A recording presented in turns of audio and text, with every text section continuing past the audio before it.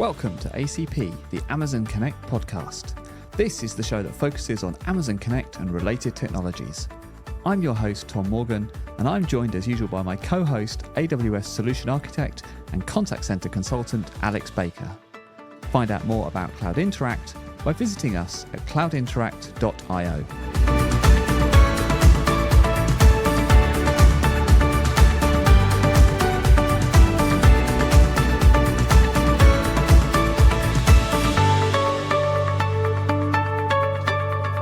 It's time for another ACP, and a very special one this episode. We are live in London at the second independent user group for Amazon Connect. We were here for the first one back in episode 12, but we are here for the second one. Alex is with me. Hello, Alex. Hello, Tom. How are you doing? Good, thank you. Good to see you in person. And I'm excited for today, I think. We've been here, we've got some coffee, we're sort of waiting for the keynote and everything to start, but looking around the room, what's your take on sort of who's here and who's sponsoring and stuff like that? There's some new faces, which is great. There are some new sponsors as well, obviously Cloud Interact sponsoring again. I think the attendance is really good. I'd say probably numbers slightly up on last time, and it's good that John's been able to get sort of fresh interest into it and new people to talk to. Always found it really valuable at the last one, talking to people about their individual experiences deploying Amazon Connect, so hopefully lots more of that today. Yeah, definitely.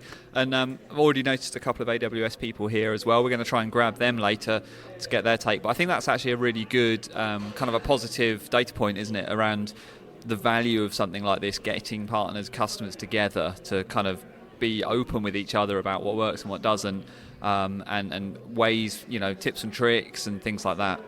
Yeah, absolutely. And I think AWS probably see that this is it's quite a substantial user base. I think John took an estimate at this group represents maybe getting on for 100,000 deployed agents, which is really, really impressive.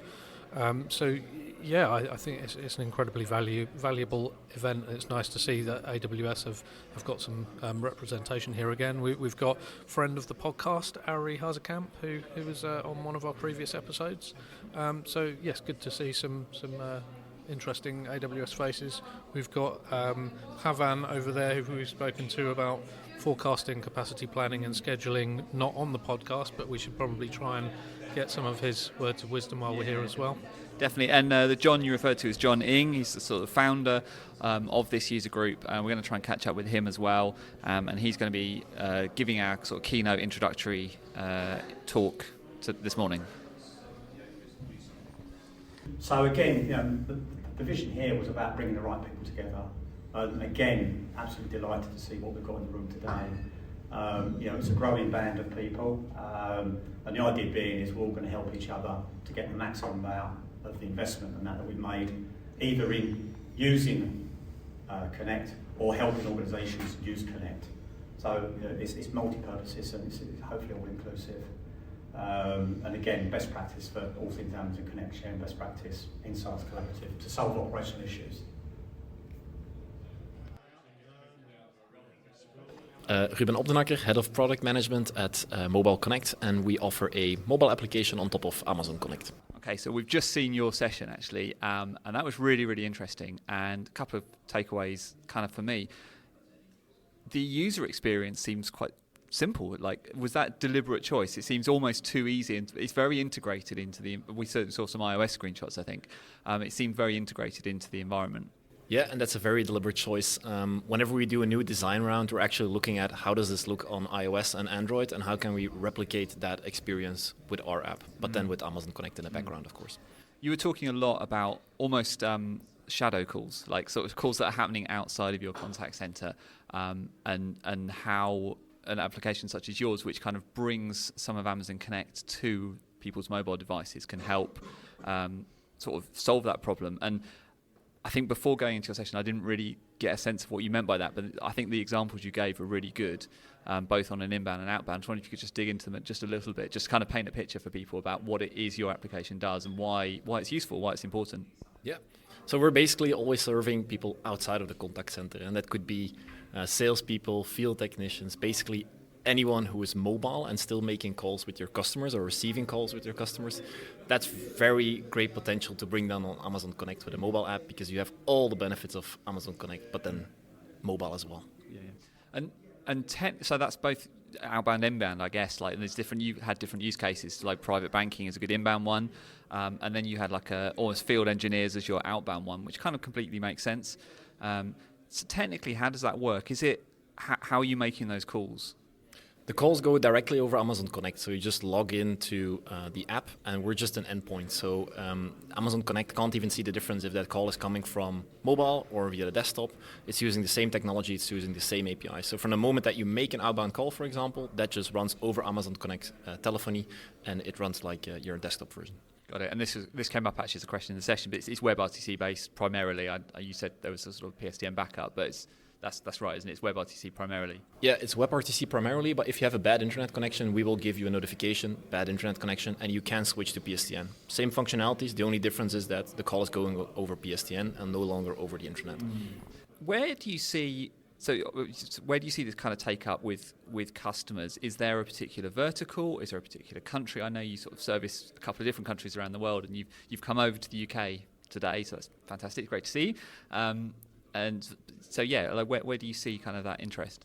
Biggest industry verticals for us are healthcare, like mobile nurses, home nurses, doctors. And then secondly is really like the whole insurance and banking business, because you have so many advisors, private bankers, and those people that are talking to customers all the time. So that's definitely the two biggest verticals. In terms of location, biggest markets are definitely UK and US for us. Whereabouts are you based? I knew you were based in Europe. I didn't catch exactly where. We're based in beautiful Belgium, Brussels. Yeah, lovely. Very nice. Good.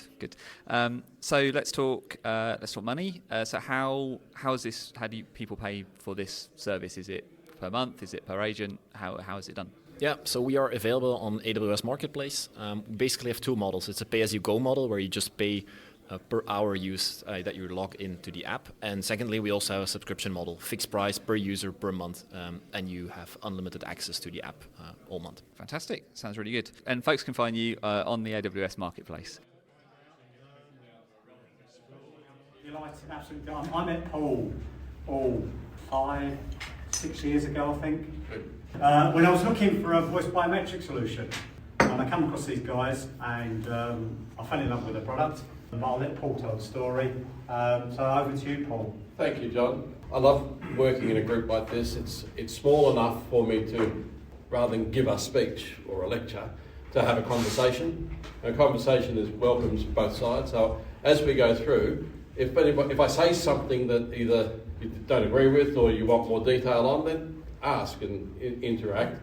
I can go for 7 or 8, 9 hours before I need to stop. I've got 30 minutes, but I'd like to try and make sure I'm on topic for the team here. And we've got people that understand voice biometrics, know a lot about it.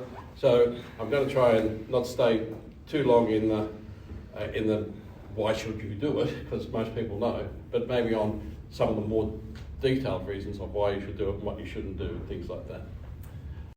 Hi, I'm Paul McGee. I'm the CEO of Araya. Araya is a voice biometric technology company. It started about 15 years ago, but it started 15 years ago because the first 15 years in voice biometrics was really hard. We wanted to do something different, and we've created a technology that's easy to deploy, works like it's supposed to, and we're enjoying some really good growth at the moment.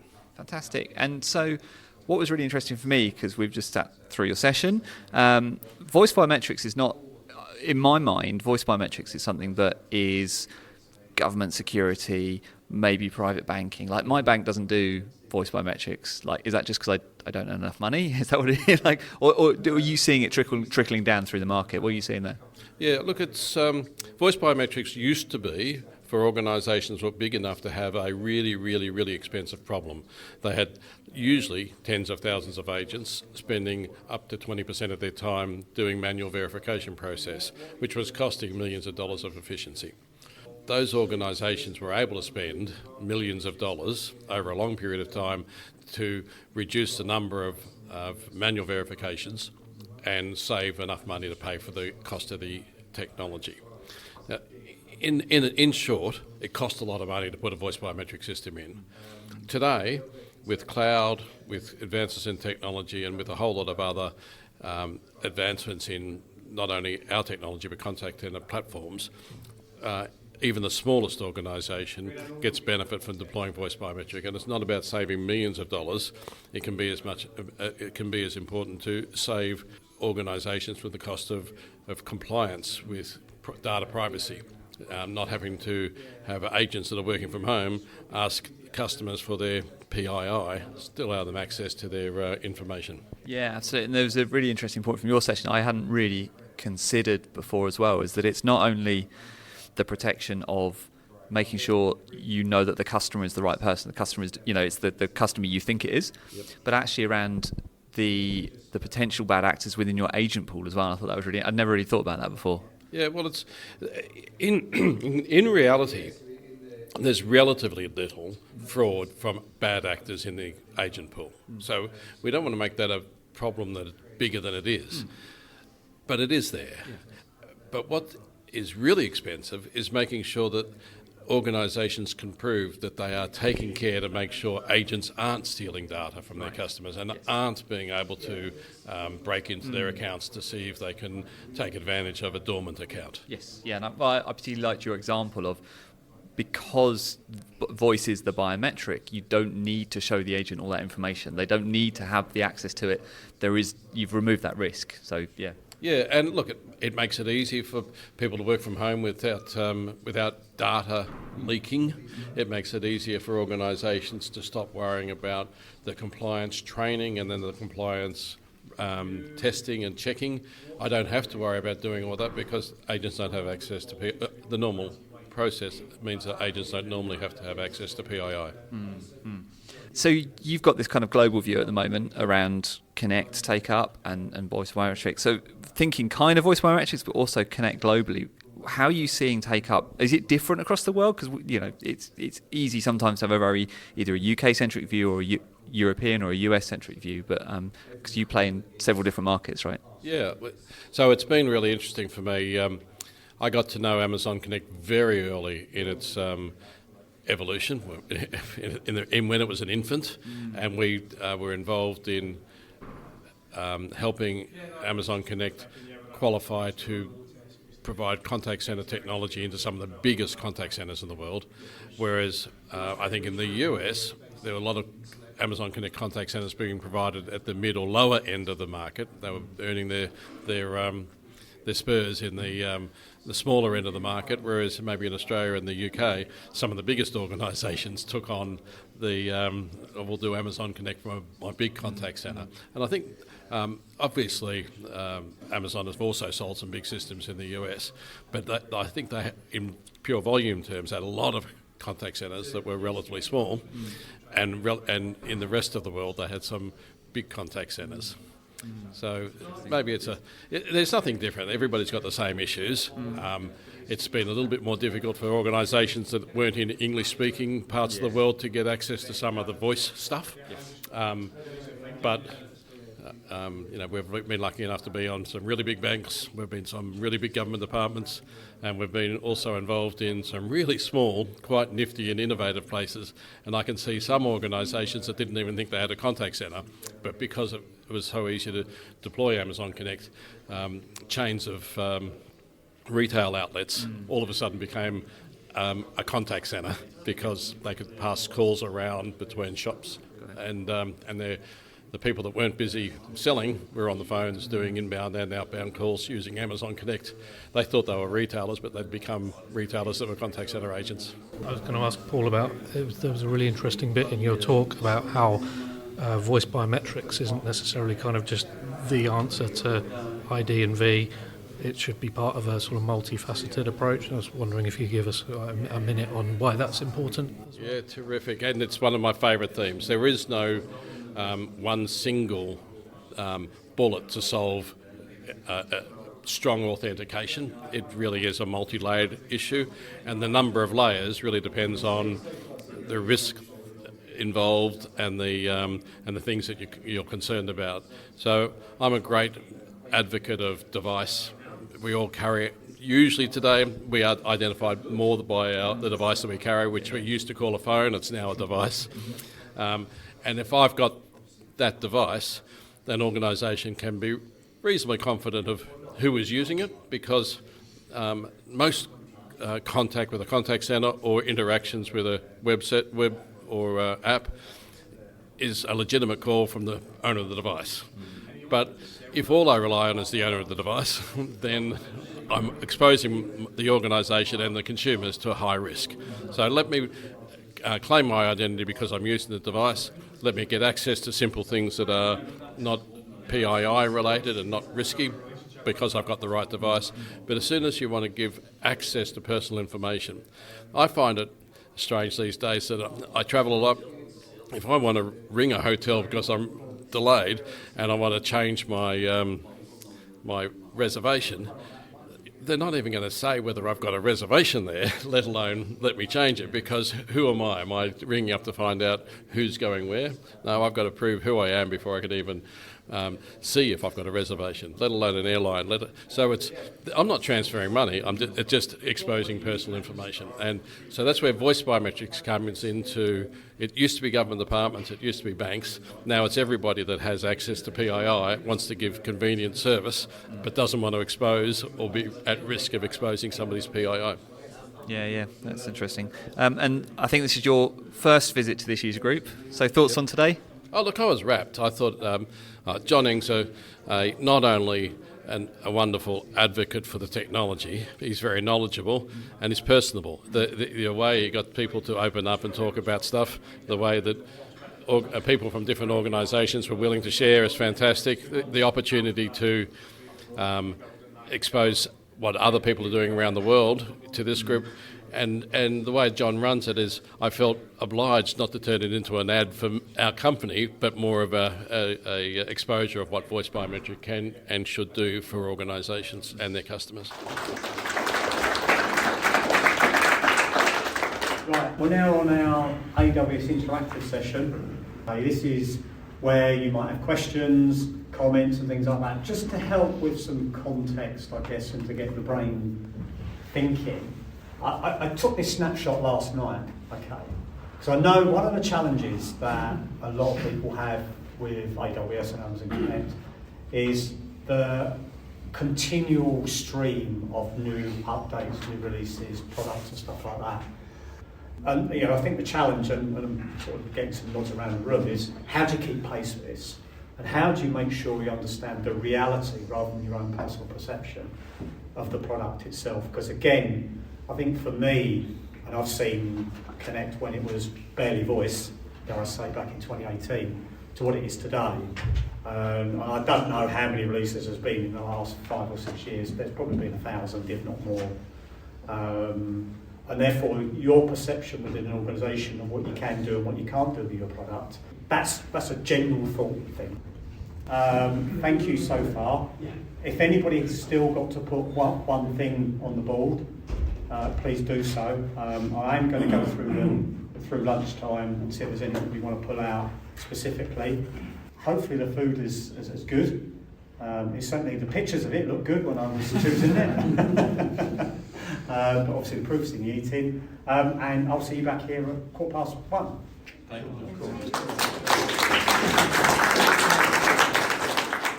I'm Pavan Dusanapudi. I am a WWCXC agent scheduling lead SCA. Okay, so run that through me again. So WW worldwide, and the rest of it, yeah. Customer experience and engagement, agent scheduling, Amazon Connect agent scheduling capability, lead SCA. Okay, perfect. And you've just given us a session all about the capabilities in Amazon Connect for forecasting, for scheduling, for capacity planning. This is a new role for you, or you've moved into it, or you've been doing it for a while, but like... No, thank you. Yeah, this is a new role for me. I've been an SME for our forecasting, capacity planning and scheduling for a while, but I've been helping a UK bank to migrate 7,000 agents to our agent scheduling platform. So in that process, I've been given opportunity to become the lead SCA for this capability. Can I ask Pavan how long you've actually been at AWS and working with Amazon Connect actually?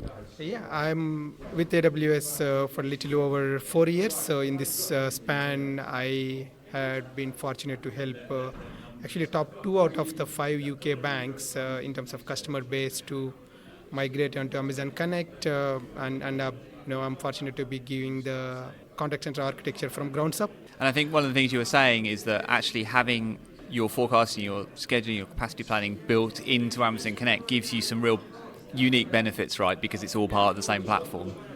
Yeah, absolutely. I think, again, we work backwards from our customer feedback, and what our customers tell is they wanted native capabilities, easy to use platform that is infused with AI and ML.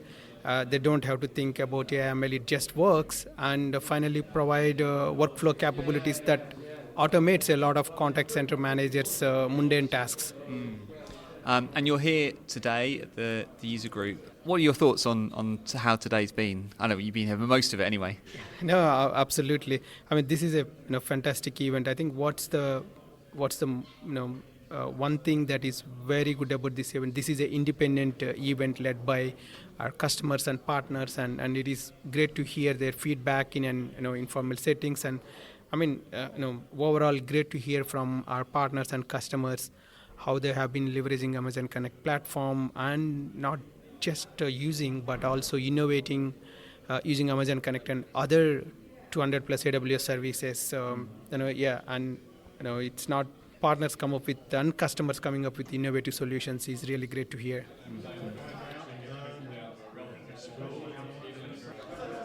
Hi, I'm John Ing. I'm the founder of the independent user group for Amazon Connect. We've just come to the end of the second day, and how do you think it went? I think it's gone really, really well. I think it's like anything. When you do something first, it's novel, new, people are interested and things like that. When you do it again, you need to try and maintain some sort of novelty or newness to it. And therefore that was something I really was keen to try and make sure. So I'm delighted. We've got some people that were here the first time, and therefore they are second timers, and we've got people that weren't at the first one that have managed to come to the second time, and they want to come to the next one. So yeah, all in all, good day. Yeah, definitely. That's the thing we were talking about earlier, actually. There's a really good mix of new people, both sponsors and attendees. Yeah, and again, it's a balance. I'm trying to think about how best to grow the awareness of the user group and where is the best place to do that. There's also a fact of that, the user group is interested in certain things at certain times, and therefore I'm keen to try and make sure that what we have on the agenda is of interest, but also relevant at the time. And I think that was quite key in some of the conversations today. Yeah, no, for sure. And some of the things, we covered today are things that we see customers talking about. So I think that's definitely true. One of the things I really like about this, and I think there's people have relaxed into it on this second time, is how it's a safe space to talk, right? And I think you lay that out at the beginning. You did that last time. And I think that's quite important to get customers talking to customers and partners and AWS all together in a room. Absolutely. That's sort of the number one intent. If you look at the website, it talks about the mission of bringing people together, the right people together to collaborate, learn and share. And that's what this is all about. It's all I'm trying to do is facilitate that conversation. We need to be mindful of allowing that conversation to happen and for people to feel comfortable in the space that we're operating. And I think the fact that we've all got a common interest, that helps. It's almost like we all support the same football team or whatever it might be, and therefore we feel some of the barriers that might exist otherwise are not there. But without that openness and willingness to share and collaborate, it'd be really difficult, but people seem to buy into it. Can you share any plans about sort of expansion beyond the UK, John? I think you mentioned maybe a US session might be on the cards. Yeah, so there's two avenues currently in discussion. One is the US. The challenge with the US is probably where and how do you break a country the size of it is and the number of Amazon Connect consumers. Where do you target the location? So that's something I'm trying to get some insight on, and I've got some customers that I'm aware of to help me try and shape that. And again, it'll probably start relatively small, similar to what we did back in June, but we'll see if we can use the same sort of model. And in addition to that, which is probably a little bit more mature from a conversational point of view, is out in Australia. I was fortunate enough to talk to some Amazon Connect consumer customers with AWS about a month ago when they was actually on a trip in America, explaining what we're trying to do around the independent user group, and there's been some interest on the back of that. So that's probably more further ahead than the US. So if I could try and get something, and I don't necessarily want to put a time frame to this, but that's probably the next one to target. But again, I will want to focus on making sure we run another event in the UK, probably about May time. You've kind of structured the day so there's talks from sponsors, there's kind of things for people to participate in, there's discussion groups. What for you has been the best part of today? People turning up. It's quite difficult to put into words. You know, I get a great sense of pride, I think, in when you put something out there and people want to participate and get involved in, and what they do, they demonstrate that by turning up. And because I'm beginning to know some of these people, I know if they turn up, they'll participate and they'll contribute. So I'm less worried about that bit. I know other things get in the way. I know there was people that were due to come today and wanted to come today but couldn't. But for me, the biggest challenge is about getting people to be aware of it, freeing their diaries up to come spend a day, which is not necessarily work related for them, but hopefully of value that they feel that it's worth coming. Well, looking forward to the next one. Thanks very much. Thank you.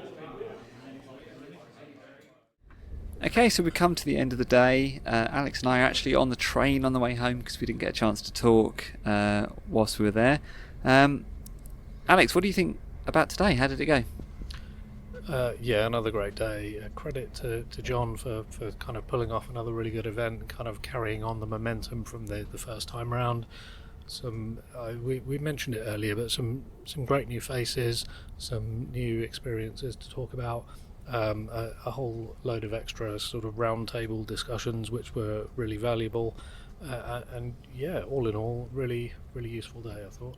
Yeah, definitely. It was nice to see new faces, and it was nice to see how welcome they were sort of, accepted as well. It was a very friendly atmosphere, I thought, and everybody's willing to talk to everyone else. It's a really good day, actually. Honestly, if you're thinking about attending to the next one, I would say definitely look it up. Find out when the next one is, get involved, because there's a lot of value to just kind of talking to your peers and understanding what everyone else is doing as well, and kind of exciting as well to see John's plans for the future as well, right? Yeah, I'm really hoping that we get to tag along on a trip to the US or Australia or something for the next one, definitely. Yeah, absolutely. All right, that's going to do it for today. We're going to bring this episode to an end. Thank you all very much for listening, and be sure to subscribe in your favourite podcast player. That way you won't miss it. Whilst you're there, we'd love it if you would rate and review us. And as a new podcast, if you have colleagues that you think would benefit from this content, please let them know. To find out more about how Cloud Interact can help you on your contact centre journey, visit cloudinteract.io. We're wrapping this call up now, and we'll connect with you next time.